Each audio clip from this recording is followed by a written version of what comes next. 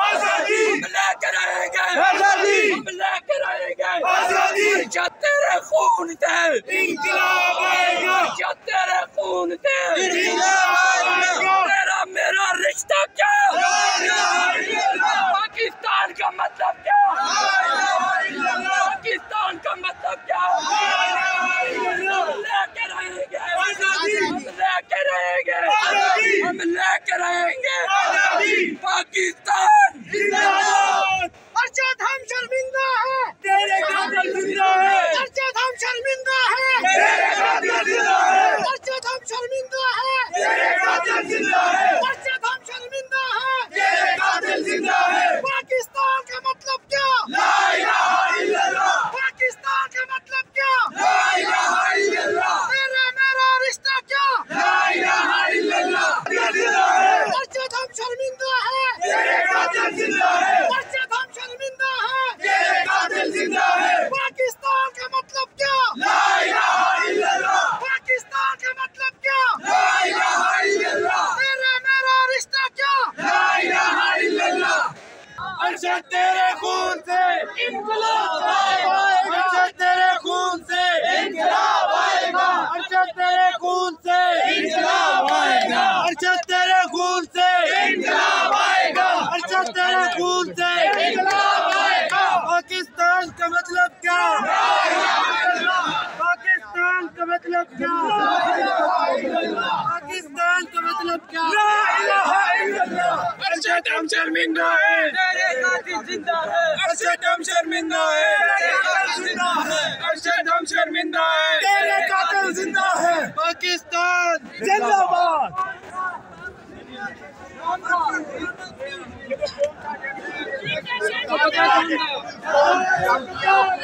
कौन है, लेकिन मैं आपको एक बात बता दूं, अंग्रेजी में कहते हैं कि pen is more powerful than sword. कलम जो है वो तलवार से तेज होती है, और आप देखेंगे कि ये कौम अब एवोल्यूशन से रेवोल्यूशन की तरफ चल पड़ी है, और अल्लाह ने कहा तो आप इस आज़ादी को कोई नहीं रोक सकता। इंशाअल्लाह। और पाकिस्तान जिस मकसद के लिए बना था कि लाखों कुर्बानियां दी गई, इंशाअल्लाह हम वो पाकिस्तान लेकर रहेंगे, और पाकिस्तान इस्लामी जमहूरिया पाकिस्तान बनेगा। पाकिस्तान जिंदाबाद। इंशाअल्लाह। जी गिल साहब, ये जो दहशतगर्दी है, जी गिल साहब आप क्या कहते हैं कि वो कौन था?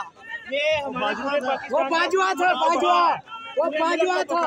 इसीलिए निकले हैं अरशद की आवाज बनने के लिए, और इंशाल्लाह हर घर से अरशद निकलेगा, और इस मुल्क में एक इनकलाब आएगा, और उसका आगाज फैसल मस्जिद से हो चुका है। और इंशाल्लाह हम ये सिर्फ इस्लामाबाद या रावलपिंडी की आवाम नहीं, हम सरगोदा से आए हैं, और इस पूरे पंडाल में पूरे मुल्क से लोग आए हैं जो इस मुल्क में इनकलाब चाहते हैं। गिल साहब मुझे ये बताइएगा कि क्या हम आपकी आवाज बने या फिर हम अपनी जुबान को ताला लगा लें अरशद शरीफ शहीद के बाद?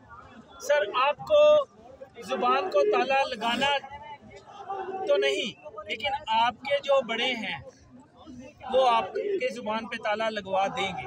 नहीं, मुझे आप ये बताइएगा कि जैसा आज अरशद शरीफ शहीद का ये मामला हुआ, आज आपने देखा कि कितना बड़ा जलसा हुआ, क्या हम साफी बरादरी आप लोगों से ये तवक्को कर सकते हैं कि अगर हमें भी मार दिया जाता है तो आप हमारे लिए भी ऐसे ही नहीं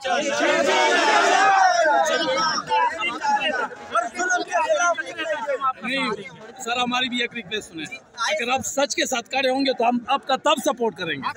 ऐसा नहीं कि हम आपको लिफाफे वाले फिर आपको तो नहीं करेंगे ना। ये वाहिद मुल्क है, सच बोलने के लिए केन्या जाना पड़ता है, सच बोलने के लिए केन्या चढ़ता पड़ता है। वो था जो सच का सामना नहीं कर सकता था। अशरफ शरीफ तेरे जान निसार बेशुमार बेशुमार, शहीद की जो मौत है वो कौम की हयात है, लहू जो शहीद का वो कौम की ज़कात है। एक शहीद मारोगे 100 जिंदा होंगे। अरशद शरीफ सच के साथ करेंगे, हम तब खड़े होंगे ना। इमरान तेरा एक इशारा, इमरान तेरा एक इशारा। शाबाश, इधर आइए, थोड़ा सा फ्रेम खुला कर। यहाँ पे खड़े हो। एक मिनट भाई, जब ये क्यों करेगा ना तो आपने विदाउट मेरे सवाल से 1 2 3 क्यों है जी। बिस्मिल्लाहिर्रहमानिर्रहीम। मैं KPK से ताल्लुक रखता हूँ, मेरा नाम नियाज अच्छा, मैं देख रहा हूँ यार। मेरे इन सारे आप अभी इस सीट पैदा जगह से हुए यही 26 साल गुजारिश है कि अगर आप सच मैं देख रहा हूँ, मेरा पुत्र ये है, जाऊँ जी, देखना। जी, जी, इस मुल्क से जाना पड़ेगा। आप सच नहीं बोल सकते। कितने लोग हैं, इस मुल्क से हमें कहाँ जाना पड़ेगा सच बोलने के लिए? मक्का मुकरमा? आप घर में भी अगर आप सच बोलोगे ना तो आपके इख्तिलाफात कितने बढ़ जाते हैं। ठीक है, आप ये बताएं कि अब ये जो जितने लोग एक किसी का खूनी रिश्ता तो नहीं है ना, सच के खातिर आए हुए हैं ना। अभी कितने सहाफ़ी है इस मुल्क में, कितने सहाफ़ी है जिनके साथ लोग मोहब्बत भी करते हैं, इस जैसे लोगों के साथ मोहब्बत करते हैं ना। कितने सहाफ़ी है, आज हर तीसरा आदमी सहाफ़ी है। लेकिन ये तो नहीं है ना कि मुझे सेट पर लिफाफा मिले और मैं खामोश रहूं और मैं आपका सौदा करूं। हक और सच बोलने की इंसान में तमीज़ होनी चाहिए। अगर आप वो आदमी हो, सच नहीं बोल सकते हो तो आप मुर्दा होने का जिंदा होते हुए भी जनाजा। Very good, very good. वो वही था जिसने अर्शद शरीफ को यहाँ से जाने के लिए उसके ऊपर दबाव डाला और वो ये मुल्क छोड़ के बाहर गया। पहले वो दुबई गया और दुबई से उसे निकलवाया। सब जानते हैं वो कौन है, लेकिन कोई नाम नहीं लेना चाहता। ये हर बंदे को पता है कि वो कौन था, वो सारे जानते हैं, ये भी सारे जानते हैं, लेकिन कोई उसका नाम नहीं लेना चाहता। ये अदारे हमारे कहते हैं कि हम कानून नहीं तोड़ा, कभी नहीं तोड़ा। तो मार्शल किसने लगाया था?